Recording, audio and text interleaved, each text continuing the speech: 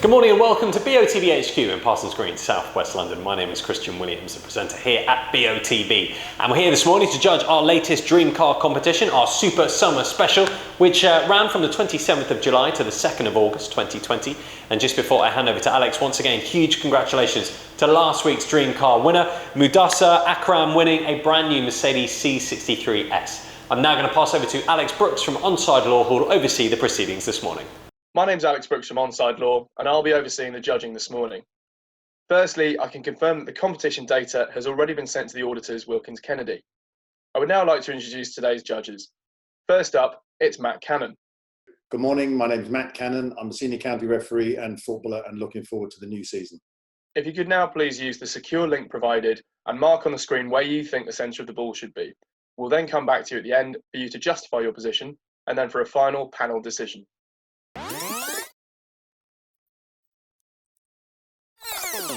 Next up, it's Nigel Hicks. My name is Nigel Hicks. I've been a Supply League match official for best part of 30 years and an experienced football administrator. Next up, it's Andy Braithwaite. Thanks, Alex. I'm Andy Braithwaite. I'm a football referee, mentor and licensed observer. Next, it's Hugh Gilroy. Good morning, my name's Hugh Gilroy. I'm an active referee, mentor, tutor and observer.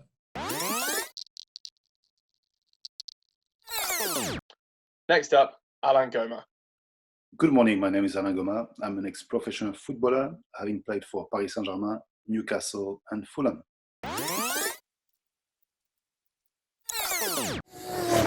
Okay, Matt, could you please justify your selection? Yes, thanks, Alex. Yes, mine is the Red Cross, the lowest one of the five choices.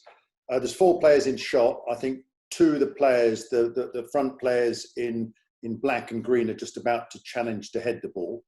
And I think they're just about to head the ball for two reasons. One is both their arms are up, so you'd pull your arms back to jump. And I think both of their shirts are sagged slightly. So to me, that would be that they would be sort of flexing their knees in order to jump.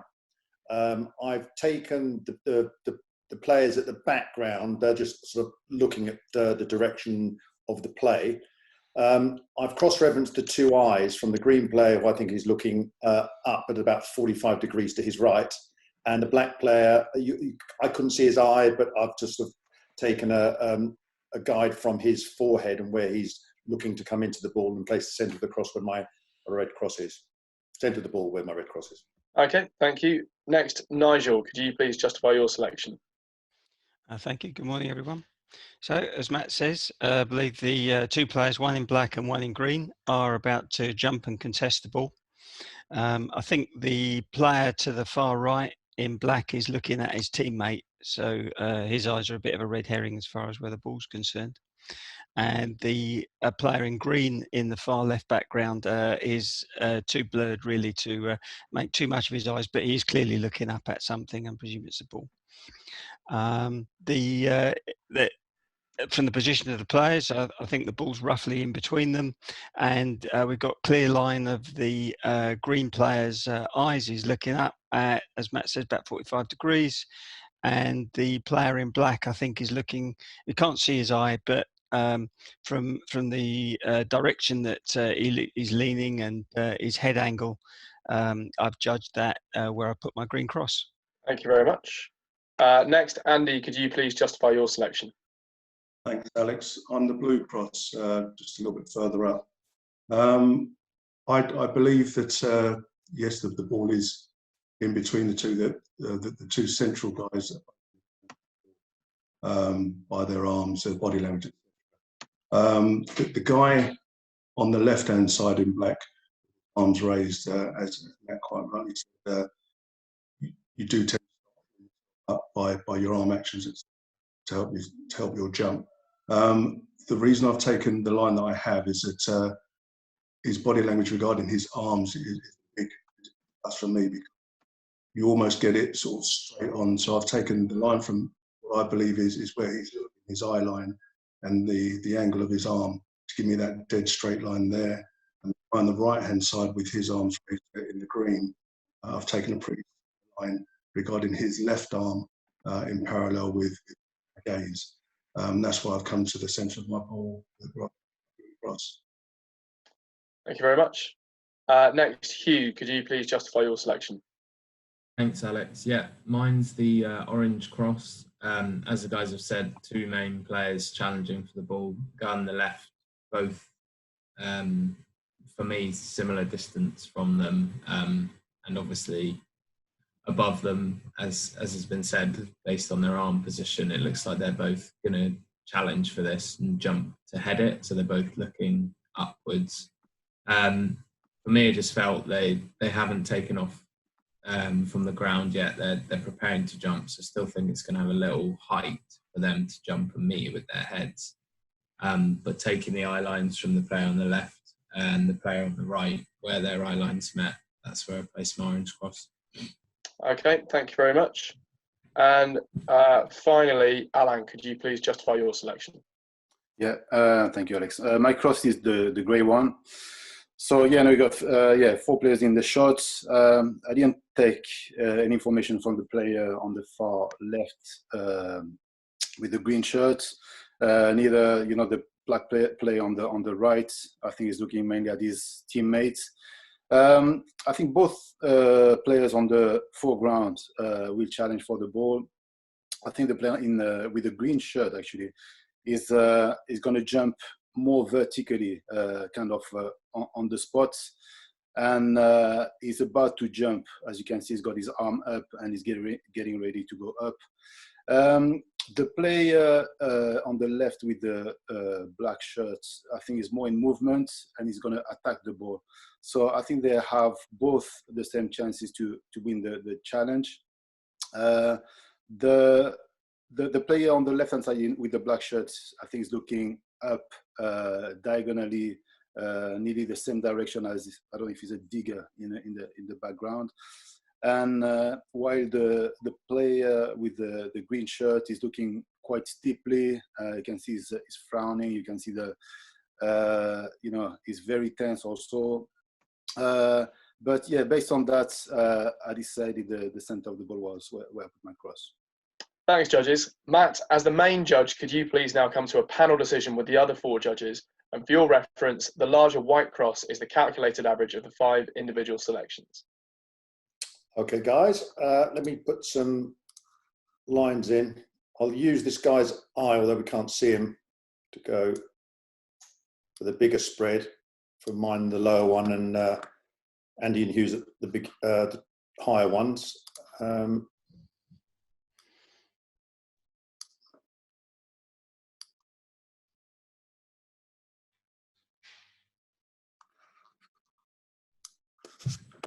So we've got a fairly big spread from the green player and also from the black player, but there are 2 sort of lines up from the green player. I personally didn't think that this green player was looking that steeply, but also I can see that I'm the lowest of the 5 judges with this player in black. And I think I said I couldn't see his eye, and I've sort of gauged really where the ball, or the height of the ball, more from these 2 players, this player's eyes. I sort of cross-reference those 2 looking up. But I can also see how basically all our choices are to my mind, are sort of justifiable. Nigel, you're sort of in the middle of us all, nearest the calculated average. What are your thoughts about the height, the height of the ball from the green player? I think it's not that high between the 2, and I think we can take. So if you look where the white cross is, it appears to be, although the player in the far left green is blurred, it appears to be roughly where he's looking at the ball. So I'm not surprised that it's there or thereabouts. Yeah. I mean, I'm pretty much on the same sight line as 4 of us as far as the green player is concerned, and on the same sight line as Alan as far as the black player is concerned. As I say, clearly the ball's dropping and they're about to jump into that space in between the 2 of them and head it. So I don't think it's far off equidistance. Yeah. One thought is if I put a second lower sight line from the black player, which is above mine. Yeah. And then another blue one from this player to go across ours. It sort of narrows the band down quite a lot. And it's really the height of this player. I mean, again, sort of more subjective. I mean, I'm not unhappy with this, the average in between the four of us. Are there any thoughts of, so Alain, looking at this and the player's eyes? Yeah, I mean, yeah. you said he's going to jump vertically, which it makes sense physically, doesn't it? Yeah.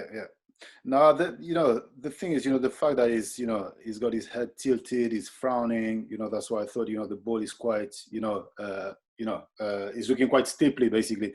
But looking at the magnifier, I do agree with the fact that, from his right eye, I think he's looking not as steeply. Can you put it on the left eye? Is it the left eye, this one? That is the right eye. That right, yeah. is the left eye there. Yeah. So yeah, no, yeah,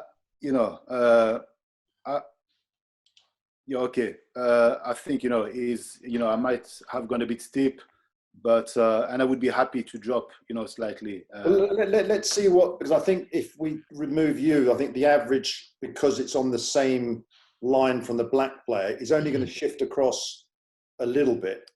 Yeah, there we go. So it goes into the middle of the four of that very, very thin line from the green player's eyes. And yeah. I mean, personally for me, because we can't see this player's eyes here, the player on the left, the black, the spread is a bit more subjective. We've got Nigel in the middle. I'm obviously the lowest, and we have Hugh and Andy at the top. I mean, what's your thoughts, Andy? I mean, you're at just the highest of the four of us there, and yeah. Alain as well. To be honest with you, I agree with what Hugh said as well earlier. As myself, I feel that the ball quite high up. I think they've still got a way up to jump, because they haven't taken off. And I agreed it was higher up than the others, but it was in inches, millimeters, whatever. But I do believe that it's slightly higher up. Yeah. And Hugh?